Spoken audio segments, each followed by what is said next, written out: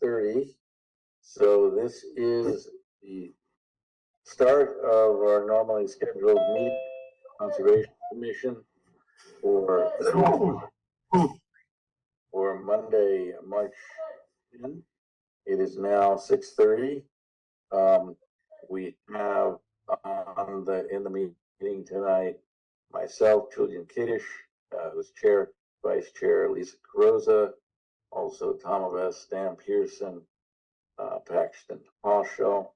I know Mark Fernandez called in as being unable to make the meeting, and I guess Joe is also not in the meeting. So we are waiving the reading concerning that this is a remote and not in the in-person meeting, as allowed by temporary legislation. Our first item of business is meeting minutes from the 24th of February. And I, of course, wasn't here. I think we have a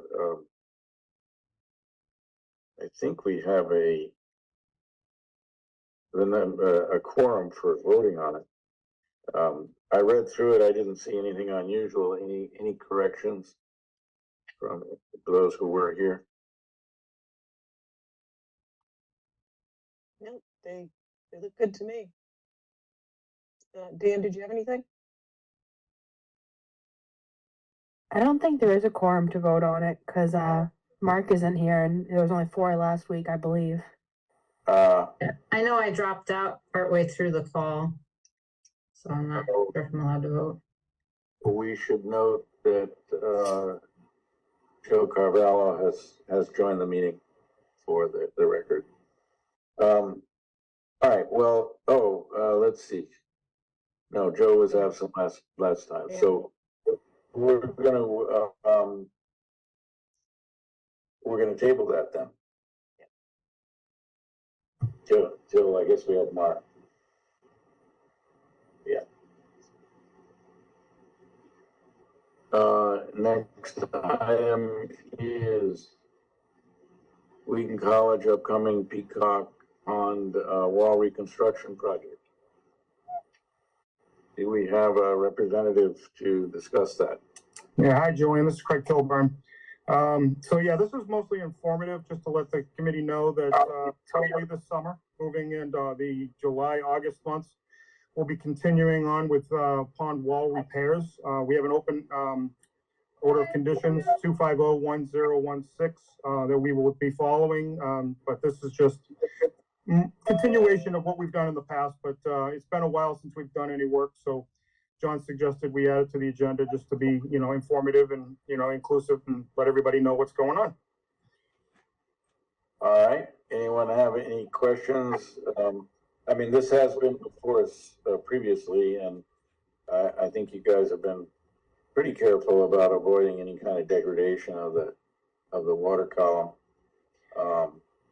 And anyone have any questions about timing or procedure? So, John, I assume you're going to be involved with just taking a look when the work gets going. That's correct. Yeah, I talked to Craig. They're going to give me notice, similar to how they did it previously for some repairs they did about a year ago. So the process is fairly similar, and we'll follow the procedures that are in the order conditions. Absolutely, 100%. The only difference I think with this one is we put it out to bid. It's likely Bond Brothers will probably be the likely candidate, but still to be determined. Excellent. All right, unless there are any questions from commission members, I think we can move on to the next item. Thanks, everybody. Thanks, Craig. Thank you. Next is... Thank you. It looks like file number 250-1168, which is Mass DOT redesign of the intersection of Route 123 and North and South Worcester Streets is requesting a continuation. I'm assuming until the 21st. That's correct. This has come before us before, uncontroversial. Anyone want to offer a motion?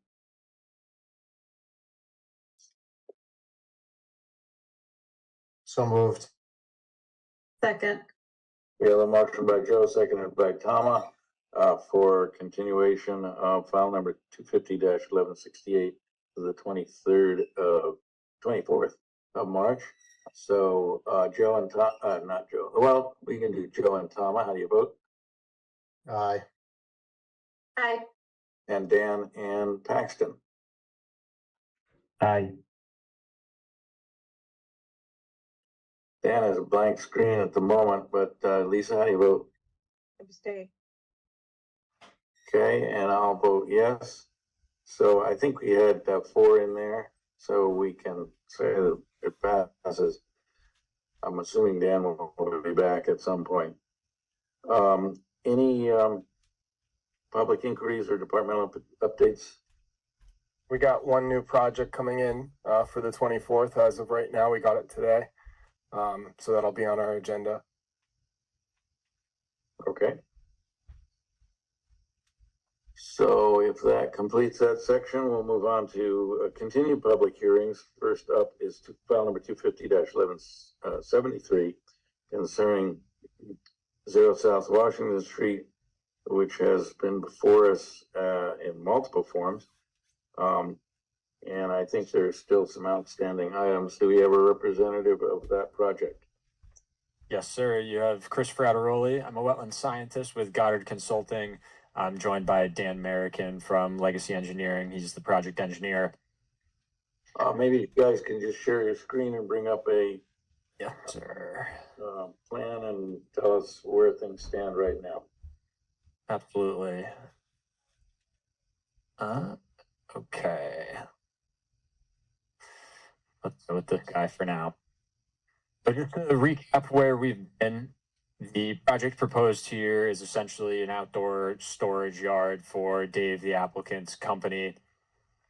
We have a shop building shown up here in orange with a handful of parking spaces associated with that area. We have our limit of work highlighted in yellow here. And then within the 100-foot buffer zone, our limit of work is in this kind of hatching. Again, bordering vegetated wetland system, 25-foot buffer zone is shown as this lighter blue band kind of going around the outside perimeter of the work area.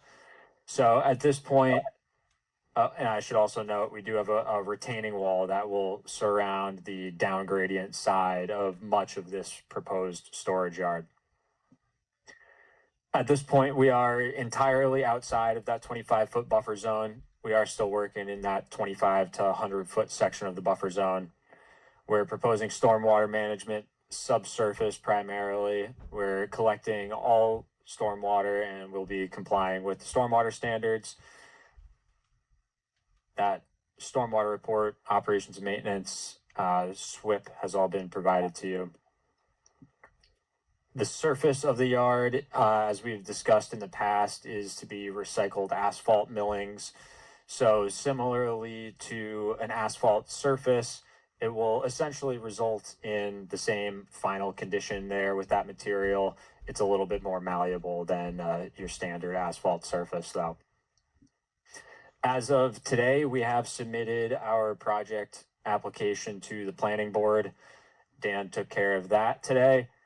We essentially are here to confirm that there are no really substantial big picture site layout design changes that the commission is thinking of requesting of us so that we can hopefully initiate stormwater review and not have to immediately re-review stormwater based on some sort of layout change.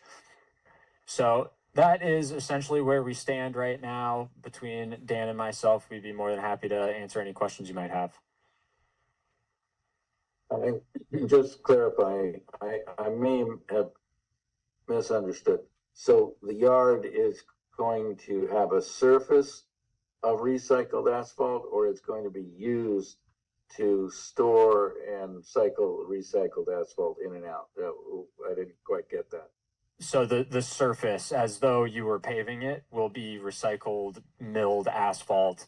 The purpose of the yard is to store, for Dave's company, they essentially provide trench boxes and road plates and those types of things. So that's the purpose of the yard. The surface will be those recycled asphalt millings. Okay. So I Questions believe, from anyone? yeah, I believe I asked last time from you guys if you guys could confirm whether Board of Health is going to require a septic system and leaching field out there. I just don't know where you guys stand with that right now. Yeah, I think I can address that. And Dan, fill me in if I'm missing anything here. We do believe a septic is likely required here. We do have record of test pits being conducted on site. We're working on tracking down those Title V Form 11 so that we can design something around it. But our hope and kind of anticipation here is that we'll be able to locate that outside the 100-foot buffer zone. The two test pits in the top right-hand corner of the plan were supposedly the septic test pits done by the prior design engineer. 2 and 3 there, so that's outside the buffer zone. So I just need to track down those forms from the Board of Health. Okay. I mean, that checks out for Board of Health requirements, being at least 100 feet away from any vernal pool or any 50 feet away from a wetland. So that checks if you guys are going to put them over there. So, I mean, I can start the peer review, but that area is going to be paved or not paved? Going to have that same recycled pavement surface.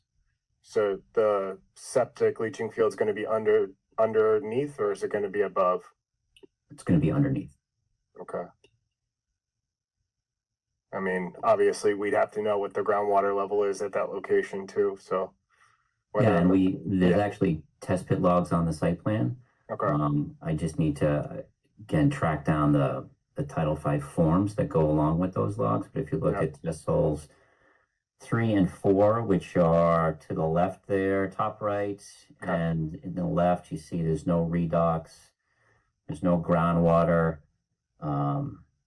Faster than 2-minute perk in test hole 3, test hole. Where's the other perk? I mean, as long as you guys put on the plan that that's the reserve area and it's showing it outside the conservation's jurisdiction, I think we would be able to, you know, since it's not in our jurisdiction, we don't have jurisdiction over it. But if it was, then it would be a concern of ours. Right, So I what guess I can do is basically just lay out the design of the system to demonstrate to you that it's outside of the buffer zone. then that's what we would need basically to, you know, move this forward. That way I can basically inform the peer reviewer that the work is going to be outside conservation jurisdiction. Okay. Yep. I think Tama had a question. Yeah, I did. I do. Just first of all, I just wanted to say thank you for using a colorized version of this plan. At least for me, it makes it a lot easier to understand visually what's happening. My other question was just around the asphalt, the milled asphalt. Does that mean that it's like a loose kind of like gravel, or is this a like kind of a pressed asphalt? It goes down loose, but then you compact it, and basically it turns into a very firm surface. Thanks. You're welcome. So, can you go over the design and how much room is between the 25-foot no disturb zone and the toe of that wall? If the wall is going to have a foundation, if you have enough work area for a work zone to construct it. Yep, absolutely.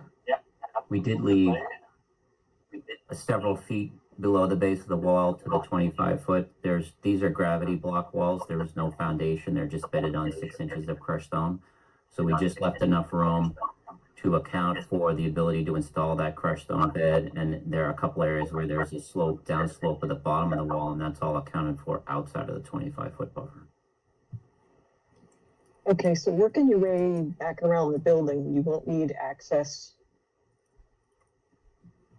between the building and the wall then?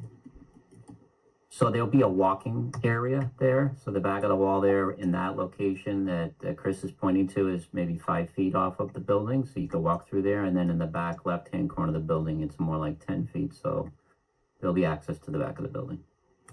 And is that all gonna be grassed area right where your, That's cursor gonna is? be the same surface of the recycled asphalt.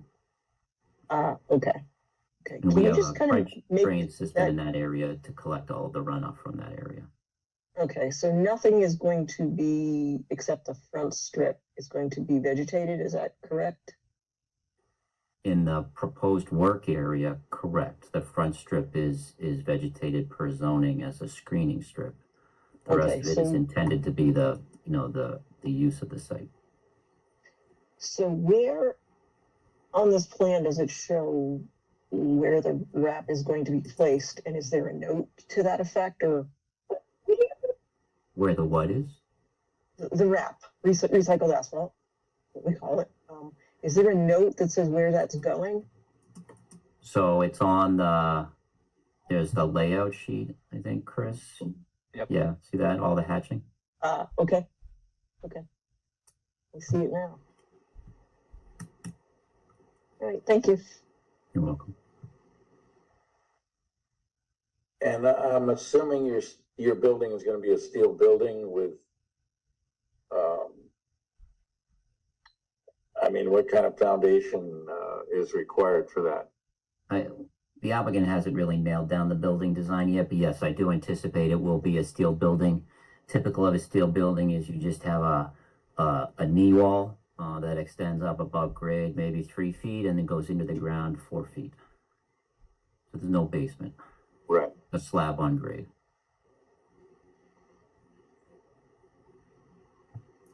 Okay, any other questions among, commission members?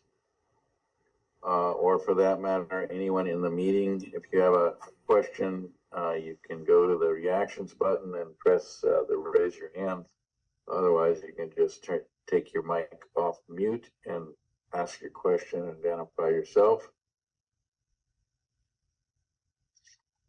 So as I understand it, we still need information from Board of Health and Planning Board with regard to whether any changes of the design will be necessary from them.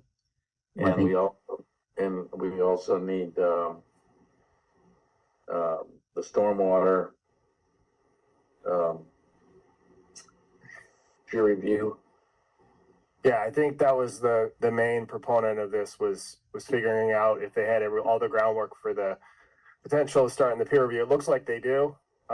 They've initiated a permit application with the planning board, and based on discussions with Dan and Chris, it seems that the proposed or potential of siting of a SAS system will be outside the jurisdiction of the Conservation Commission. So we don't have any requirements under that requirement. So I'd say that we can start the peer review. I can talk to the peer reviewer and we can go through the process to get this hopefully in line for the next meeting. All right, so our next meeting is the 24th of March in 2 weeks. And unless we have any further questions or discussion, we can consider a motion for continuation. I'll make the motion to continue the public hearing for file 250-1173 to the March 24th meeting. Second. Let's see, there were a couple of microsecond difference there. Motion by Lisa. Should we say seconded by Joe? You did make a noise there, Joe, right? Okay, so seconded by Joe. So we'll start with Paxton, Lisa, and Joe. How do you vote? Aye. Aye. Aye. And Dan, you have a check mark, so that sounds like an aye. Aye. And I will Yes. throw in an aye.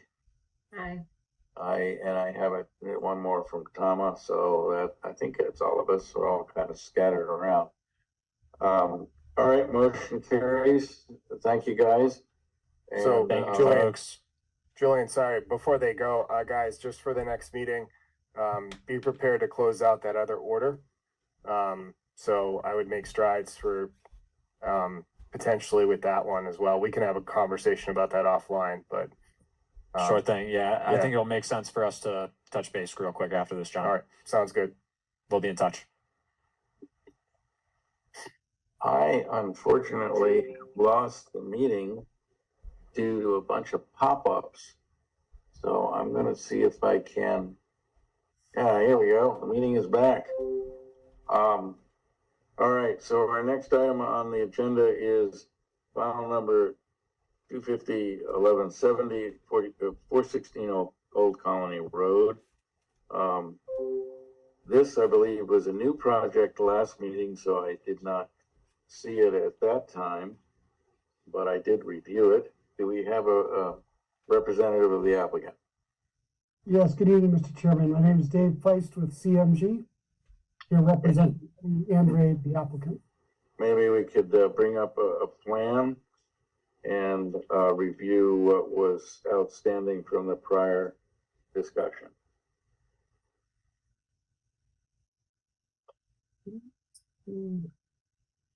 Okay, can you, let's see, do you see my screen? We do. So we see a portion of your plan, and Oh, here we as go. I understand it, our area of jurisdiction is actually just a little bit outside of your screen. There's very limited border. 100% 100-foot buffer on your property. Is that right? That is correct. This is basically our site is over here to the left. The 100-foot buffer is at the rear of the property, associated with the wetlands on the neighboring property at 420 Old Colony Road, also owned by the applicant. After last week's meeting, I know the plans and stormwater report were sent out for peer review. We received the comments last Thursday. There were only 2 minor comments, which we were able to address today. And I know the peer review engineer was able to respond. Basically, he had asked, because we're in an area of rapid infiltration rate, the subsurface soils are good coarse sands. He recommended we have a 44% pre-treatment before we infiltrate.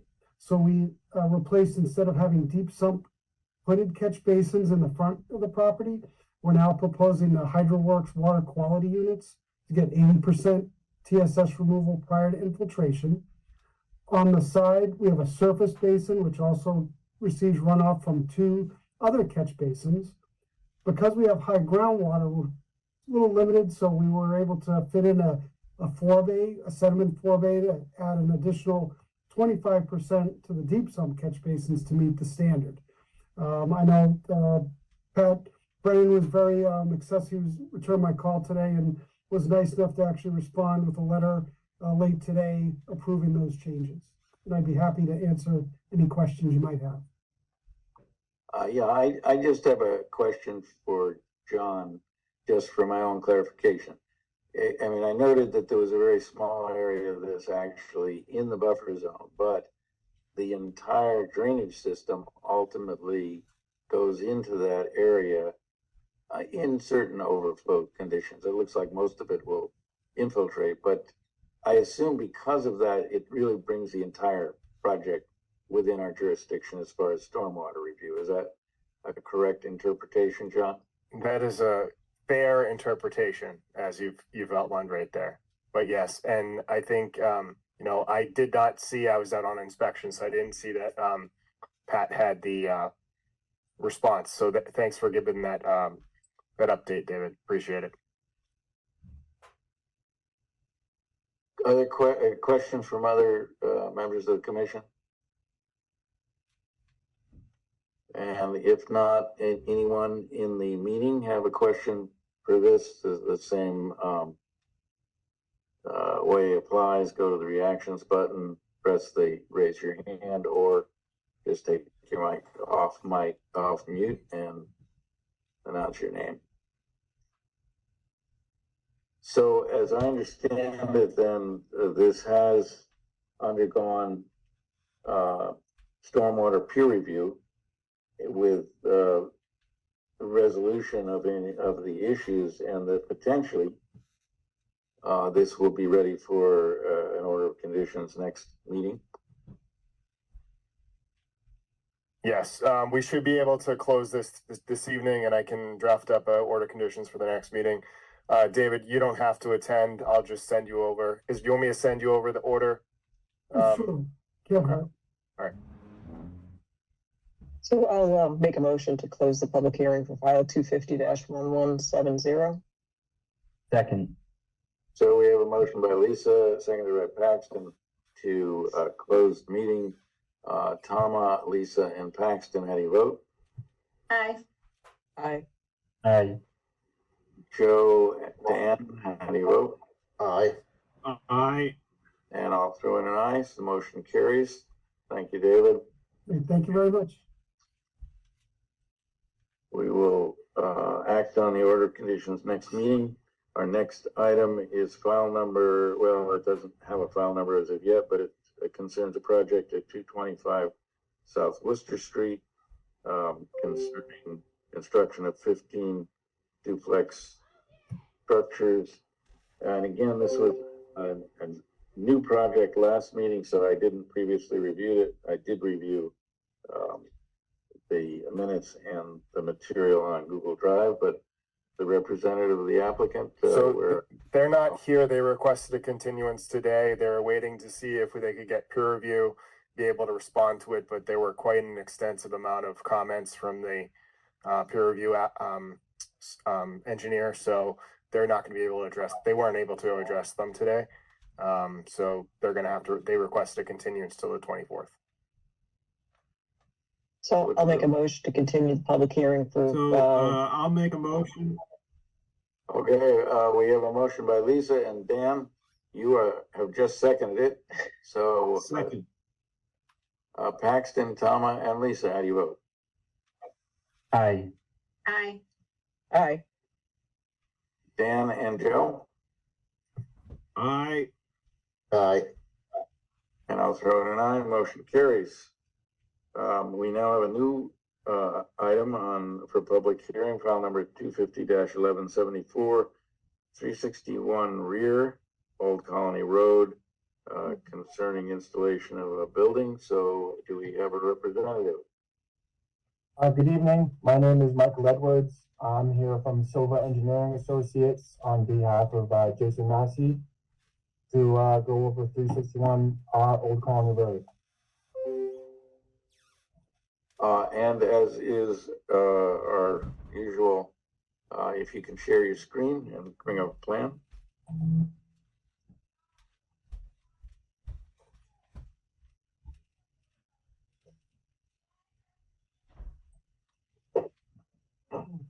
Okay, so just to give you an idea of where we are, this right here is Old Colony Road. You pass the golf course, you pass the school, Chartley Pond is there on your left. You come around here and we're tucked back here, 361 Old Colony Road. And to give you a view of what the site looks like now, there's an existing driveway that comes in.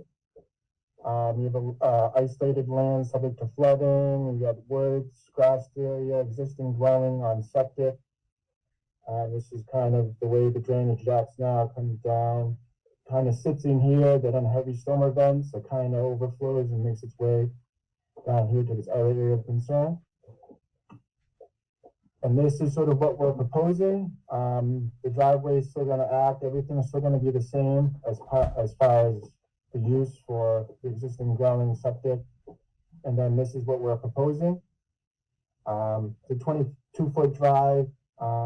Jason, who lives here, this is his business.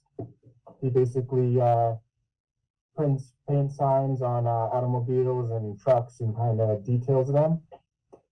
So we proposed parking lots and zoning and site plan requirements, and then we have the roof drainage going to infiltration chambers, and the site drainage going into deep sump catch basins, drain manholes conveyed to an oil grit separator, where it then goes into this detention basin, where it will infiltrate, and then big storm events, we have an outfall where it will go back into the land subject to flooding will continue on its way. And then to get past the road, we put a 12-inch culvert, which goes into a level spreader, and where we eventually outfall. And then this is kind of what we submitted to the town. We have our proposed construction entrance, our siltation barrier, our limit of clearing. And then this is kind of site layout, kind of not all delved up, but more schematically how the parking lays out, the travel ways, fire lanes, the holding tanks, where the septic will be, where the existing septic is, where the proposed basin will be. And then this is kind of a more detailed view of everything.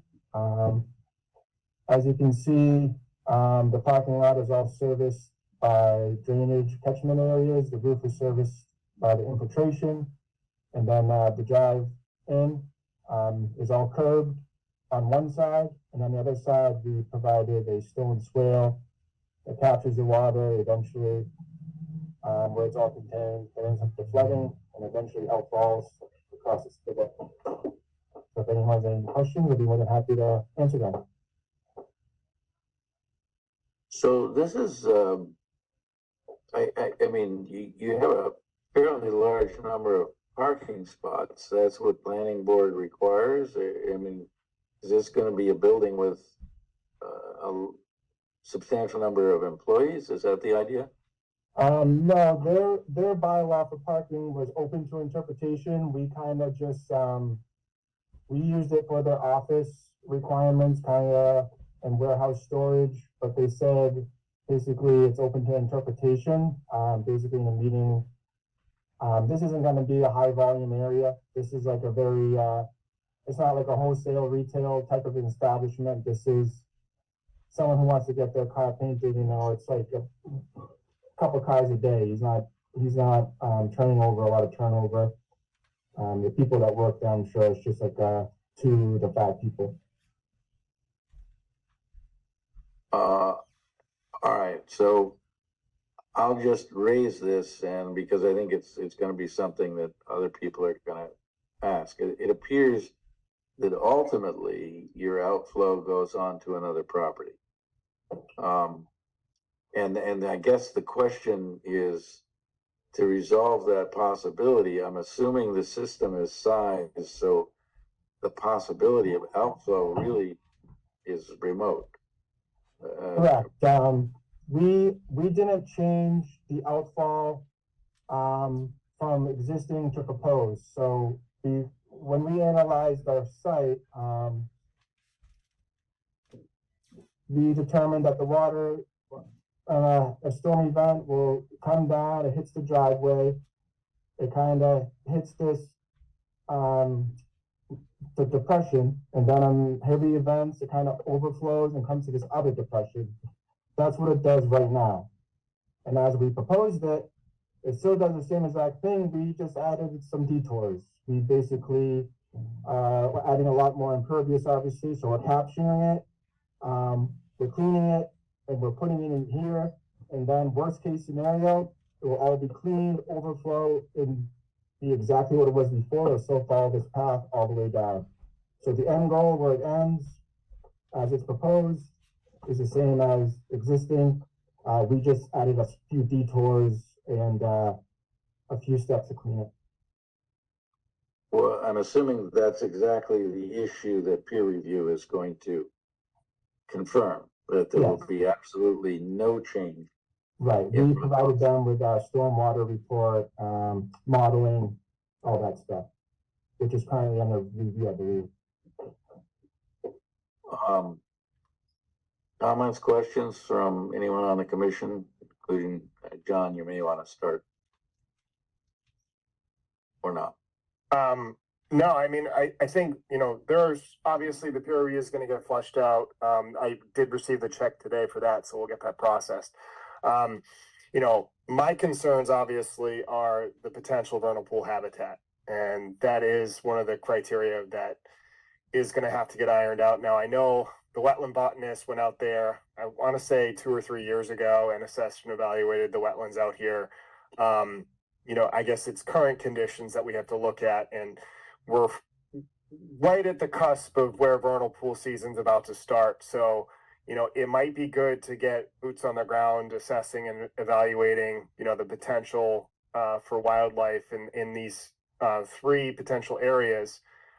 Because if they do meet the certified criteria, then that puts a damper on, you know, a lot of the proposed drainage infrastructure that's out here because of the stormwater handbook. So, from my point of view, and it's good to know if these are just potential vernal pools versus certified vernal pools.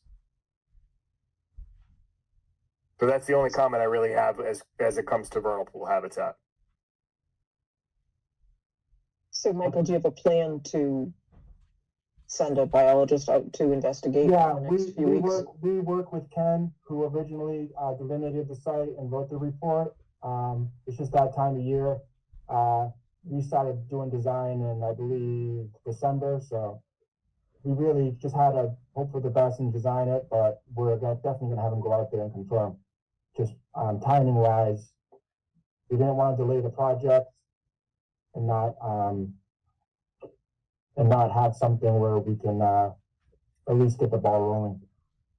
But yeah, we have Ken's letter and we have his report, and we're gonna get him back out there. Okay, can you please go to the existing conditions plan? The one that's mocked up or the regular one?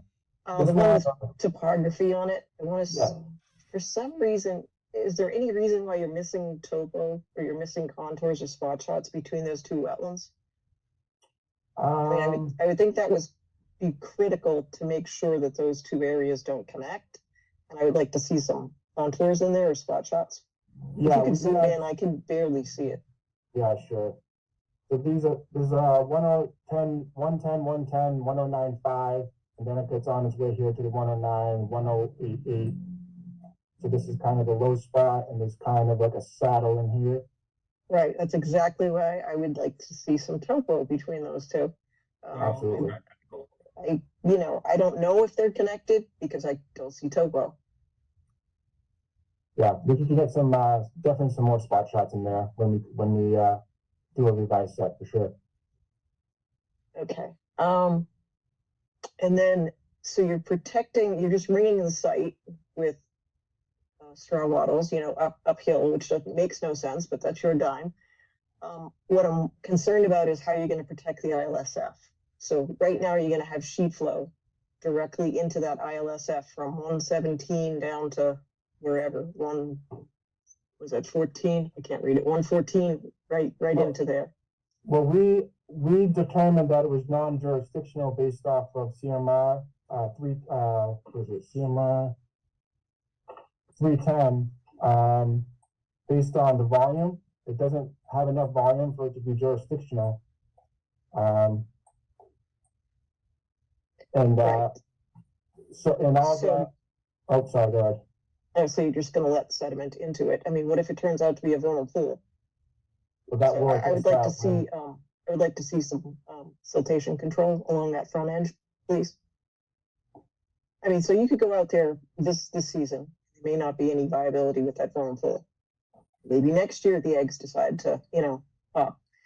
Doesn't mean it may not be a vernal pool, at some point. So I would like to see it protected at least during construction. Oh, for sure. Yeah. We have it surrounded by a proposed siltation barrier. Oh, that's what I can't see. It looks like it's right on top of it. Oh, I'm sorry. You probably want to offset that a little. Yeah. Okay, I see you have it. Okay. Yeah. It's really hard to see.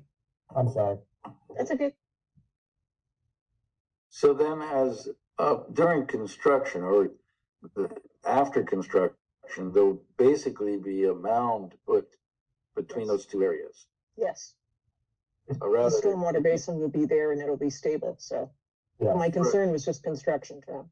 Yeah. Right, but in the installation of the new road requires that area, which is very flat between them, will have a major mound between them then, where the road is going. Is that correct? Yes. It'll be raised. Between the two wetlands, Julian? Yeah, that's all built up there because right now Yes. it's totally flat, or there might be very slight But then there's gonna be a large, well, put a hill, but let's say it goes from 110 to, well, 4 or 5 feet. 114.5, right where the pipe crossing is. So I guess that's the question, is the pipe sizing is now recommended to be what? Is there a decision on that? The culvert going underneath the new road? So. Yeah. Oh, Yeah. sorry. That's okay. So the challenges with this is that if this is vernal pool habitat, we don't want to drain that area during vernal pool season. So this is where it becomes important to understand whether these areas have other critical habitat. And, you know, ultimately, if it does, if that ILSF, that larger up piece of ILSF is a vernal pool, then we can't have that drain and we can't have that outlet there going to the other area that's potential ILSF, because you're basically disturbing that habitat. So this is where it's critical to understand whether these areas are certifiable for vernal pool habitat. And that's where if they aren't and none of them are, then for instance, this may be an option. But basically what you're creating here is you're creating an ILSF, putting in a pipe, then going to another ILSF, you're technically creating BVW. That's what you're doing. Because that pipe ends up being an intermittent stream and you're creating two resource areas. So that's the only challenge here. So just to keep that in the mind and keep that in the mind of the commission. But in the long term, that wouldn't matter because there are no plans to change that area. It would just become BVW. Yeah, but they're creating BVW, which is where the vernal pool would, it's almost like the chicken and the egg. If they connect those two wetlands and it's in a BVW, then it's jurisdictional. Right, but the water won't necessarily stay there for long periods of time, so it may not actually function as a wetland. And just to add, we're containing the water in the basin. We're not using this as storage, and we're primarily using this basin to maintain the water. Worst case scenario, we have an outfall where it will go on its merry way, and because we're raising this section, we add this pipe so it can continue go on its way. But it will this invert here. Let me go down a page. This invert, if I zoom in here, we have invert of 110. So it's we have 108, 107.5, 108.5. So this water is still going to stay here until existing conditions. This water wasn't flowing until it hit about 110, which is what I'll add some more spot grades here, 109.5. So this water is still going to stay here. This invert is set at 110. It's not going to be able to leave until it gets up high enough, worst case scenario, which is what we modeled and what we explained in our stormwater report. So you just brought up an interesting point, because right now that ILSF is receiving overland flow from 118, right? So it's receiving sheet flow. So you're effectively going to be putting the basin there to capture the sheet flow. So how is that area going to continue to be receive runoff? You're cutting off hydrology to it. Yeah. So Julian, I'd like him to answer it, because that's how that entire system is viable. It's receiving runoff in addition to groundwater, but runoff is a big component of it. So if he cuts it off and puts the basin in and says, oh, it's, nothing's going to get there, he just cut off hydrology to the potential vernal pool. Well, that's what we're going to determine. We're assuming it's not a potential vernal pool. And we're kind of just getting the ball rolling. And okay. Yep. So we're back to the vernal pool. I got it. We got to wait. Yeah, everything's contingent upon that vernal pool, unfortunately. Yep. Yeah, we got Ken's report, and he he didn't notice anything when we went in March, but obviously it wasn't the right time of year, so we have to, he has to go back out there when, it makes more sense to do so. And make those, John, I think it might be a good idea if you went out here as well, because there's a lot of things riding on this at this point. I mean, I can go out there with Ken. I'll call Ken, and Mhm. if that's all right with you, Mike. Yeah, of course. Okay. I will reach out to Ken and just say when he's contacted to go out there, just give me a call. Yeah, I mean, and he should be going out more than one day, right? One time, He's probably going to go out twice. Mhm. That's my guess. at least. All Okay. right, well, let me go back to the original question. If this is truly isolated land subject to flooding, that's not considered a wetland. It doesn't support wetland species. Is that a fair statement? Are you It's asking? protected under the act. Well, yes, I'm asking. So Okay. Yeah, if you it's have, not, if it's, you have an area that is a low pocket, it rains during a thunderstorm and water stays there for a day and it soaks in and it's gone. But there are no wetland species that grow there. It's, in other words, it transiently floods because of rain events. But it's not a vernal pool. Then it wouldn't matter if the rain that goes there transiently is interrupted. But if it does function as a vernal pool, then that changes things totally. that's exactly what I said, Julian. Thank you for explaining. Well, I'm clarifying it, not for you. Yeah. I'm clarifying it for anybody who's in the Okay. audience who might have that as a question. And I'm also want to be sure that I have it absolutely clear, because this is not our usual question before us. This has a, well, what if? And we don't have the answer to the what if. And I just want to be clear when the answer comes in, that everybody is absolutely clear. I will about it. confirm, Julian, that isolated land subject to flooding does not need to have wetland plants or hydrology. It's just based on contours and topography. And if you need more context on it, I can't explain to you the way that it's calculated, but it's in the 310 CMR. No, I understand that, but if we it did does have calculate it. wetland plants, if it does have wetland plants, then it's not isolated land subject to flooding, is that correct? No, it's still considered isolated land subject to flooding. We don't regulate isolated wetlands. IBWs. But that's more to the point of, is there a connection to that next one, which is why I need some topo. Right now, those are just in a vacuum, and those, you should have proven that those two weren't connected with your topo at some point. It's just blank. So I think that's really important. Okay, so all things wait until the peepers come. Or don't come.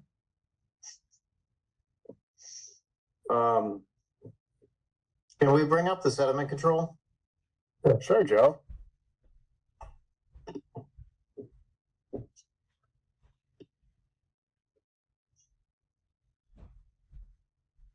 If there's anything you need me to zoom in on, just let me know. Yeah, I think we just have an issue with the design here with the staking. Going right through it. Yep. Yeah. You want it off center? Yeah, that would be awesome. Yeah, they're not, just so you know, Michael, in the business now, we're not putting stakes through them because they become compromised as soon as you drive the stake through them. So it should be Okay. butted up against it, at either 45-degree on either side or one side or the other. Okay, we'll Good revise catch, it. Joe.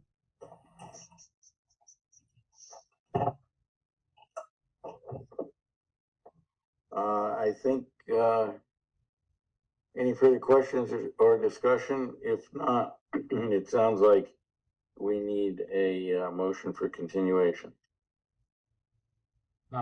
No question. My name is Michael McHugh. I am the property owner at 357 Old Colony, right at the bottom of the screen where that second ISLF, as you're referring to it as. I'd like to clarify for the record, I'm a proponent of the project and Mr. Macy and his representative, Mr. Edwards. I can speak to some of what you're discussing though with the grade of the land and where the water goes. And Julian, I appreciate your explanation, if not for anything else other than identifying everything that was being discussed. So thank you for explaining that. The water does fill up in a rainstorm, just as you described, Julian, in your explanation, and then it dissipates. Where the peepers were, Miss Lisa, were on the other side of my property, which was disturbed 2 years ago. So I'm looking essentially not for anything from Mr. Edwards or Mr. Macy, the applicant, but from this group, this body, to make a commitment that it's not going to alter it the way that it was for the previous one that you authorized. Because the wetland area is now gone on the other side of me. The peepers are gone on the other side of me. And the water immediately flooded onto my property. My wife and I both communicated this to conservation. They had been out to look at the property, so I ultimately want a commitment from this body that something similar to that effect is not going to happen again. Just clarify for me, or someone can just point out exactly where you are. Directly above the seal, on the whole bottom side of that property. And so that second small area is partially on your property. Yep, and it used to flow on this map here, southeast directly across my property to right up against 123 Old Colony Road. Okay. Well, part of the core requirements of the Wetland Protection Act is that a project does not alter flow onto other people's property. I've read it many times, sir, which is why I'm here tonight because of what happened the last time. So, all right, very good. Any further questions or discussion? But I'm assuming the continuation would be for March 24th. Is that correct, Michael? Yes. Anyone want to offer a motion? Sorry, Michael McHugh, did we answer your question? no, ma'am. Okay, I didn't think so. So the job of the peer reviewer is to make sure this plan meets the Massachusetts DEP stormwater standards. The commission cannot guarantee anything. We don't guarantee anything. We just have to make sure the plan, that's what our peer review is going to do, meets the regulation. That's the best we can do. We can't guarantee anything. We just administer the law to make sure they're meeting the law and meeting the standards. So that's why we have to, so that the PE that's stamping this is basically certifying and saying it meets the standards. And then we have a peer reviewer, an independent third party, review the package to make sure that the stormwater design meets the state standards. So I don't know what happened with that other project, but that's the process for everything that comes before us. I appreciate the response. Thank you. Yeah, and just to restate or emphasize, maybe overemphasize, the standards are intended to work. So I would agree with Lisa. I don't know why, if it was correctly designed, that it did not perform as expected. That's certainly not our intention. Understandable. I can appreciate the ask on that as well. Any further questions or discussion? If not, we can consider a motion to continue to March 24th. So moved. Thank you. We have a motion by Joe and seconded by Second. Paxton. So Tama, Lisa, and Joe, how do you vote? Aye. Aye. Aye. And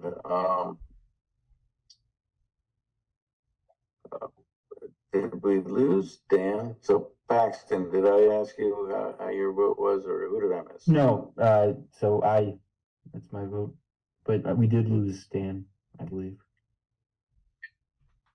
Yeah, all right, and I'll throw in an aye. So the motion carries and,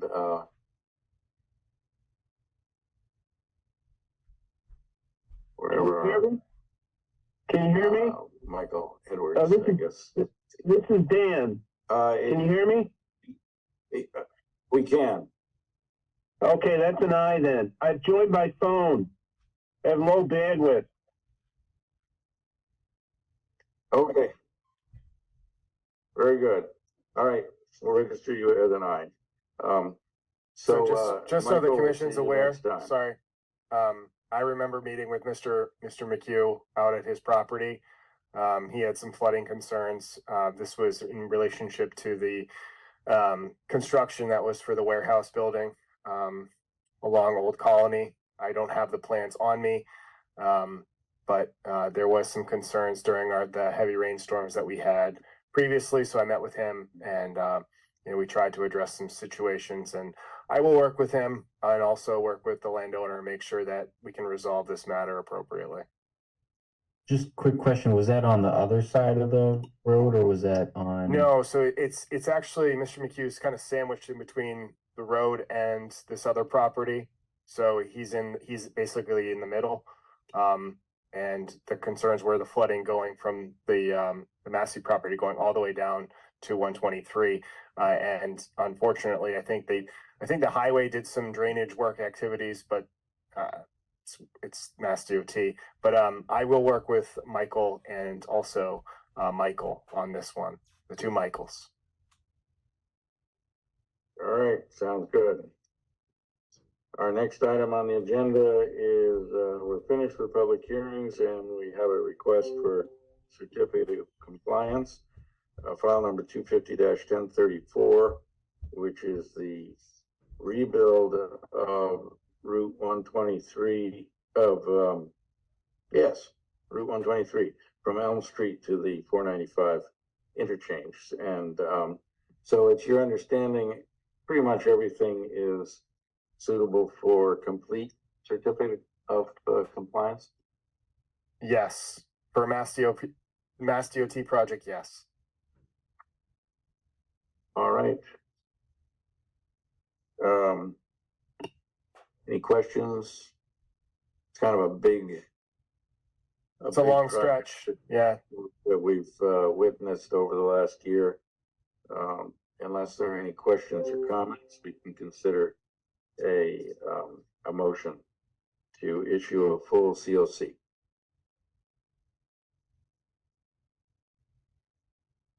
I'll make the motion.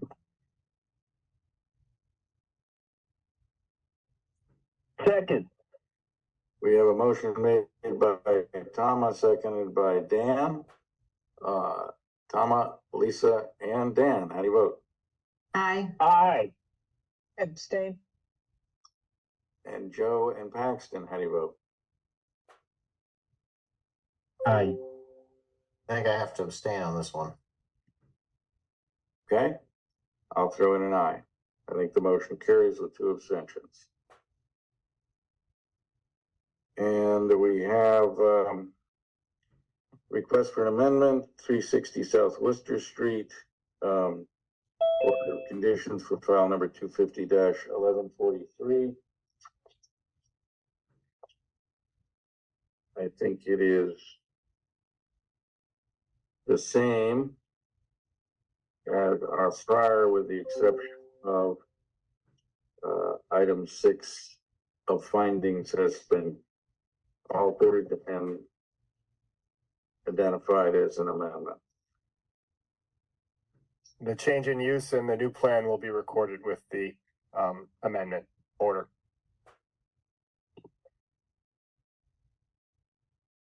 Okay. I'll make a motion to accept the amended order for 250-1143 as written. Second. We have a motion by Lisa, seconded by Paxton.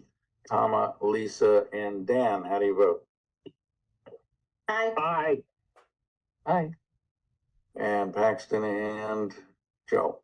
Aye. Aye. And I'll vote a no. I'll vote an aye. Motion carries. And that is the end of my agenda. Any further questions, comments? Prayers? It's a sad day to be a Bruins fan, though.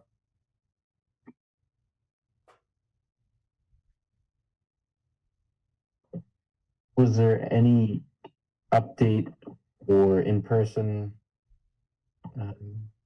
change to? No, not as of right now. I mean, our next meeting's the 24th, so the deadline is the 31st. So we have one more meeting that we can have virtually, and if the governor doesn't release any sort of update, then we have to at least have one in-person meeting to start. Maybe after that, people will, want the virtual again. I don't know, but we'll see. I find, like, we had this conversation, I find virtual meetings to be great. Especially for me having a young one, it's great for me to be able to, go tend to him before he goes to bed. So it's nice to have that luxury. But for others, obviously, I leave it up to you guys. If you guys want to start meeting in person, I'm more than happy to do so. It's nice to have 3 screens too. Oh, that's true. I have 2 at home, so it's nice. I'm surprised they're waiting till very last moment. I think it was the day before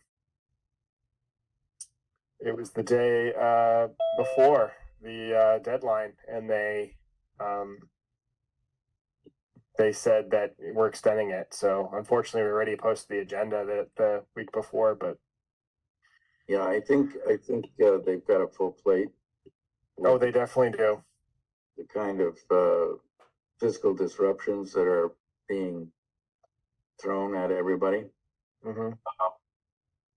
I mean, the central question is, we have the open meeting law intended to give the public access to participate and voice their concerns or the recommendations, et cetera. And really the question is, how is that met better by a system where people can log in from home and be immediately part of the meeting, or have to go an uncertain distance at great inconvenience. Well, I shouldn't say at some inconvenience, and I think an issue that Lisa has brought up before, the consultants can participate in more processes more easily, which also allows information to be brought to the public more easily. So I'm definitely in favor of continuing the Zoom meetings because I think it's more effective for both the citizenry and the applicants. But whatever the governor says we have to do, I'll do. Yeah, I can't speak as being a consultant, but I know that Lisa definitely can say that it's nice having the luxury of being able to go to multiple meetings in one evening, right? Well, yeah, not only that, it saves your client hundreds, if not thousands of dollars just in travel alone. Especially if it's, somewhere west or north of the city. You got to prep for hours. And then I think the other thing is it's so much easier to read the plan on the screen. I mean, do you remember, Julian, sitting back and the easel would be, 40 feet away. The public didn't know what they were looking at. You couldn't even see the plan. So it was really difficult to see. The only time that they could see the plan is when it was projected. Right, right. Or we passed out copies. Yeah. Yep. So, all right, we'll wait and see. If we were to just continue to do Zoom until we're told we can't, perhaps that's I mean, that's really my thought process moving forward, is to continue doing Zoom until they make a motion that we can no longer do it. But I also need to be legally responsible and make sure that we can continue to have the open meeting law and the agenda correctly posted. So I don't want to have any conflictions. We already had that happen in town hall, and so we don't want that to happen. So for us. John, what would happen if we did it as a hybrid? As a hybrid, I mean, there are so many boards currently that do it as a hybrid. I think the planning board and the select board do a hybrid model right now. Would that still protect the open meeting law for us? From my standpoint, I mean, we could have a hybrid as of right now because the planning board and they don't say that you can't do a hybrid. But they also say that you can't not do just Zoom. So, but if they say that a hybrid is the only option, then that's the option that we have to select, is because I think that having that option as a hybrid would be more appropriate than not having it. So, I mean, So let me do draw straws to see who goes in. I mean, my vote goes to Megan. Megan. Sorry, Megan. Just one person? Does that make Wait it a a second. hybrid? I don't know if that's fair. I guess we could rotate. I guess that's fair. Fair enough. Well, we did reserve the Crane room, the large conference room, in case that Monday night following the 24th, in case the governor says everybody has to start meeting in person. So. And I assume that room has, you know, a TV that we can screen. Yes, has Projector. 2 projectors. Ah. Yes, drop down, very big, like a big cinema. So basically you could have the consultants remote and it would still be accessible to both people in the room and the people on the screen. Yeah. Correct. That's what I think the select board and planning board do now. We have the technology. Yeah, I'm only a mile away from town hall, so I'll be glad to go in as the air traffic controller, but I'm gonna need a co-pilot. Megan. Yeah, I'm probably the closest to town hall, so I guess I can do it. That's not the next meeting, that's the meeting after. It's gonna be the Exactly. next meeting, yeah. Okay. All right, that's all I have this evening for you. Have a good evening. All right, everybody. Hey, everyone. All right. Have a good night, everyone. Good night. Good night. Take care. All right.